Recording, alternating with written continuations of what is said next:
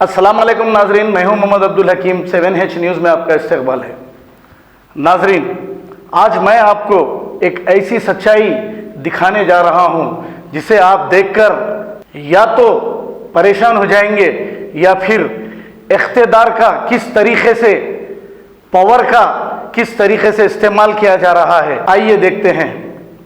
नाजरीन, अकबर निज़ामी ये शख्स एक दरगाह के मुतवल्ली हैं और इन्होंने कई वक्फ प्रॉपर्टियों को कब्जा किए हैं और खुद इनका फार्म हाउस 13 एकड़ या 14 एकड़ पर है और वहां पर 40 मलगियां हैं जिसमें पूरे किराएदार थे। उसमें मैं भी 4 मलगियों में किराएदार था और मेरा न्यूज़ चैनल चला रहा था। अब पता नहीं इनको किसने ऑर्डर दिया या फिर क्या हुआ। ये अचानक से पीछे आग लग गई मलगियों के पीछे। 1 साल का वाक़या है, गुज़िश्ता रमज़ान का। आग लगने के बाद लाइट के मीटर वगैरह जल गए और अकबर निज़ामी वहाँ पे जितने भी किराएदार थे उसके बाद से ही लोगों को खाली करने का तगाजा कर रहे थे और अपना जो पावर है, जो इनको इन्फ्लुएंस है, उसका बेजा इस्तेमाल करते हुए गरीब लोगों को वहाँ से खाली करा दिए। जिसमें मेरे भी मलगियाँ, 4 मलगियों में लाखों रुपए का मैंने डेकोरेशन किया और उसमें मेरा लाखों रुपए का फर्नीचर वगैरह सामान, कैमरे वगैरह थे। मैंने इसकी कंप्लेंट टप्पा चबूतरा पुलिस स्टेशन को दिया कि यह शख्स मलगियों को जलाकर मेरा सामान वगैरह अंदर है और ये किराएदारों को जबरन खाली करा रहा है, मेरे सामान की हिफाजत की जाए। जब दूसरे इंस्पेक्टर साहब वहां पर थे, अब जो नए इंस्पेक्टर साहब आए ये तो नहीं थे, वहां पर एक FIR किया गया या फिर मेरे कंप्लेंट को दर्ज किया गया और मुझे एक्नॉलेजमेंट तो नहीं दिया गया, लेकिन मैं कंप्लेंट देने के बाद मुझे उसका कंप्लेंट रिसीव का एक कॉल मुझे आया है। इसके बाद से मैंने एक धोखेबाज एडवोकेट को रखकर कोर्ट में केस लड़ा जिसका नाम सिराज है। ये कोर्ट में केस फाइल करा, मेरे पास सारे सबूत हैं, ये उसके रसीदा हैं जो मैं किराया देता था और लाइट के बिल्स है। ये सारे कोर्ट में फाइल करने के बाद पुलिस में कंप्लेंट भी दिया। पुलिस में कंप्लेंट जो किया था मैंने, इसका भी एक कॉपी कोर्ट में दिया।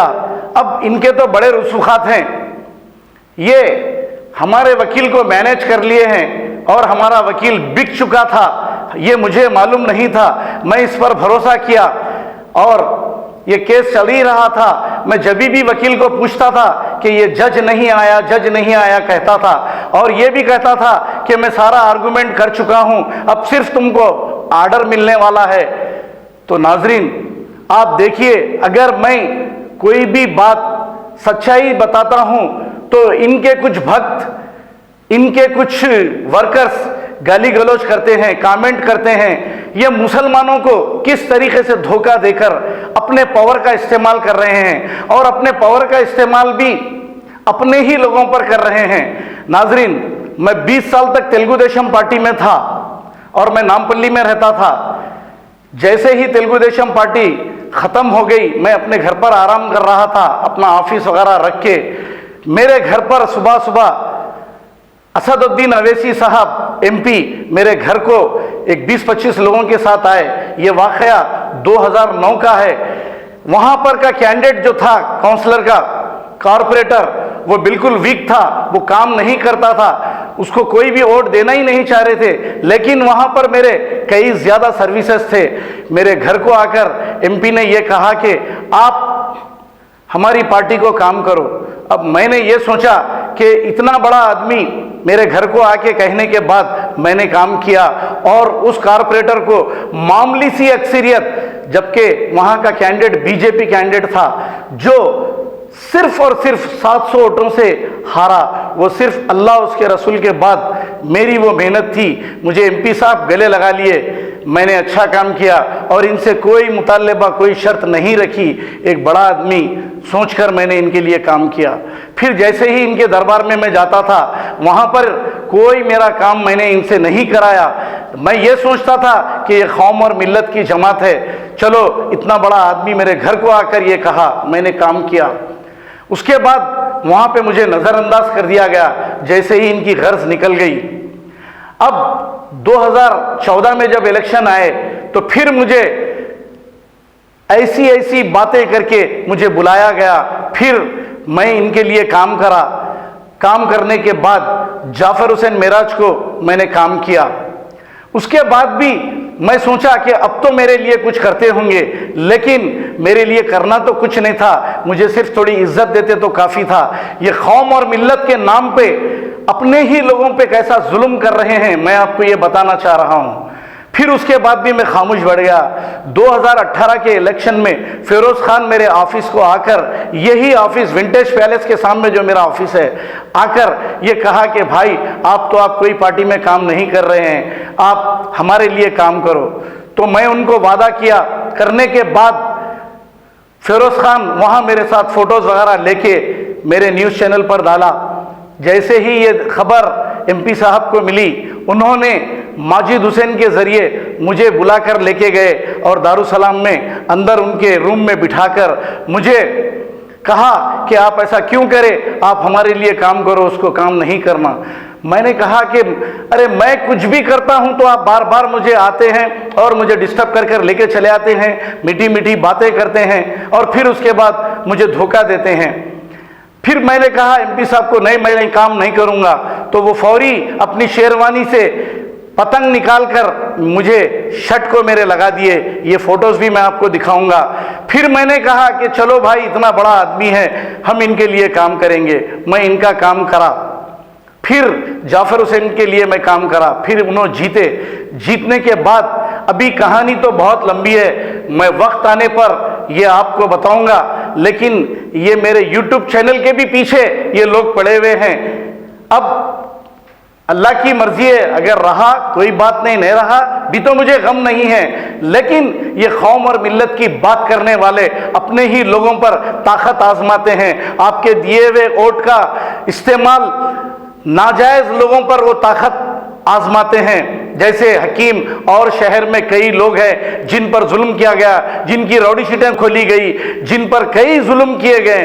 मैं आपको बताना नहीं चाहूँगा, अब वक्त आने पर मैं ये बताऊंगा। लेकिन अब मेरा वाकया, मैं पुलिस में जाके कंप्लेंट किया कि मेरे ऑफिस में मैं जाते जाते जैसे ही देखा कि अंदर सामान नहीं है, ये लैंड गिराबर पूरा सामान अंदर से निकाल लिया और बाहर से लाक लगे हुए हैं। मैं कंप्लेंट करने के बाद टप्पा चबूतरा इंस्पेक्टर टाल मटोल करते रहे, लेकिन ये कहे कि तुम्हारा केस क्या कंडीशन में है, जाकर देखो। मैं जैसे ही आया, आकर हमारे वकील को पूछा कि केस क्या कंडीशन में है, तो ये चोर मैं जिसको दिया था वकील को, सिराज को, ये बिक गया था, इसमें सिर्फ केस फाइल करा हुआ था और इन्हें अकबर निज़ामी कोर्ट में ये बता दिया कि इनका कब्जा भी वहाँ पर नहीं है।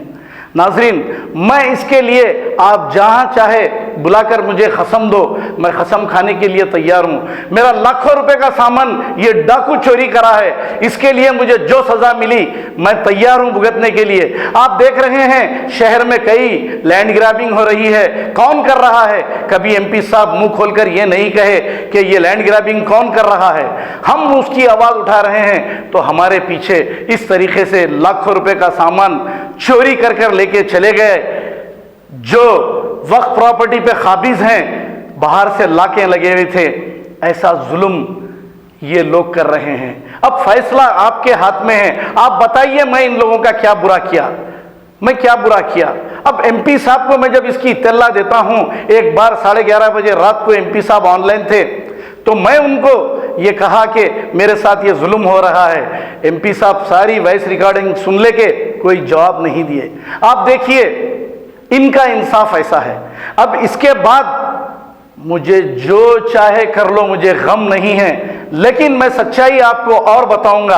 आप देखिए अब इनके भक्त जो हैं, जो इनके गुलाम जो हैं, लैंड ग्रैबिंग में इनका साथ देते हैं, वो हमें गाली दिए या हमें कुछ और भी करे तो हम तैयार हैं इसके लिए। आप देखिए सालार भी इतने साल एमआईएम को लेकर चले हैं, लेकिन उस वक्त ये लैंड ग्रैबिंग नहीं होती थी। उस वक्त खातिला ये जमात में नहीं थे, लेकिन आज देखिए आप, मैं वक्त आने पर बताऊंगा।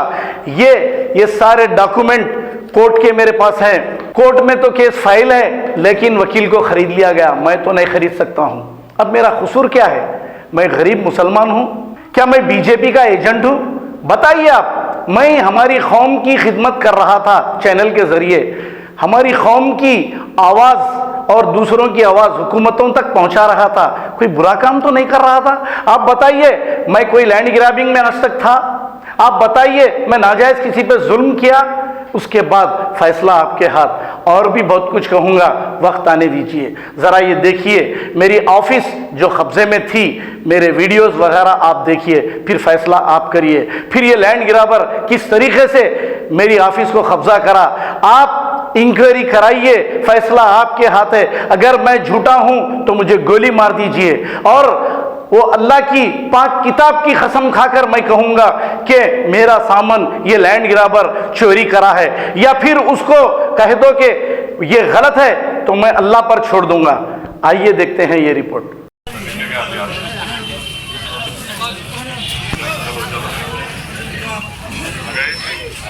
स्माइलिंग फोटो चलो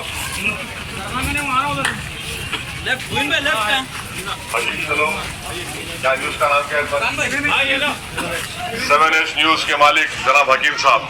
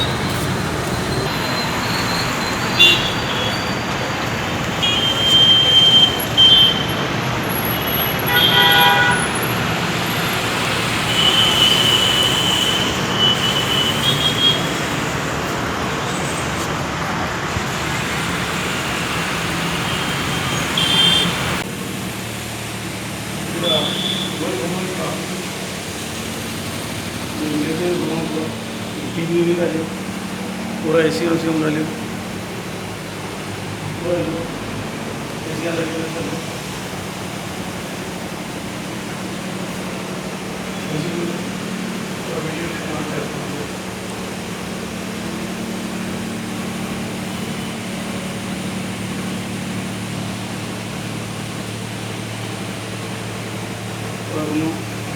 ऑफिस का नहीं हो सकता, इंटर का बिल है ऑफिस बैठो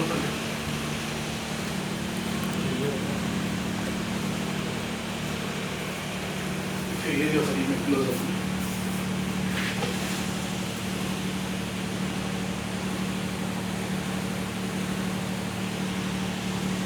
ये खरीद चले लाइसेंस हम बिल्कुल क्लोज अप में फोटो भी मारो लाइसेंस वीडियो ले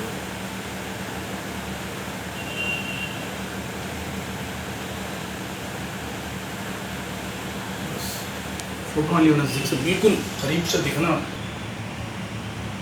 ऊपर का भी लो, लेबर लाइसेंस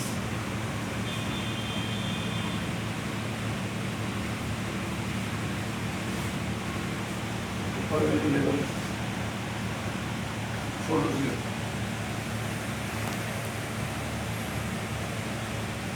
करीब से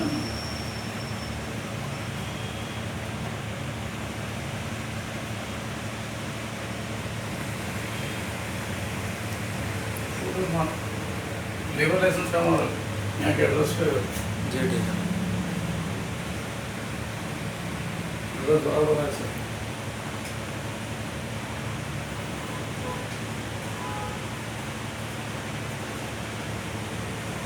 बस new city developers and builders लेकर आए हैं एक और venture, JP prime city, Jahangir पीर दरगाह के दामन में। 100 स्क्वायर यार्ड प्लॉट्स सिर्फ 4,49,999 रुपए में। ग्राम panchayat approve, clear title, spot registration, आबादी से घिरा वेंचर, तमाम बुनियादी सहूलियतों के साथ, gated community, security, water, electricity, drainage, BT roads, transport, petrol pump, कई मल्टीनेशनल कंपनीज के बीच, शमशाबाद एयरपोर्ट से कुछ ही दूर, कोथूर विलेज पे वाक़े। बुकिंग के लिए जल्द रब्त अदा करें या चले आए new city developers and builders, opposite OS pride function hall, hotel Hyatt, first floor, ओरमकड्डा, हैदराबाद। सच्ची खबरें आप तक पहुंचाता है 7H न्यूज। हकीकत जानिए, 7H न्यूज देखिए, लाइक कीजिए, शेयर कीजिए और सब्सक्राइब करना ना भूलें। 7H न्यूज, आपकी आवाज।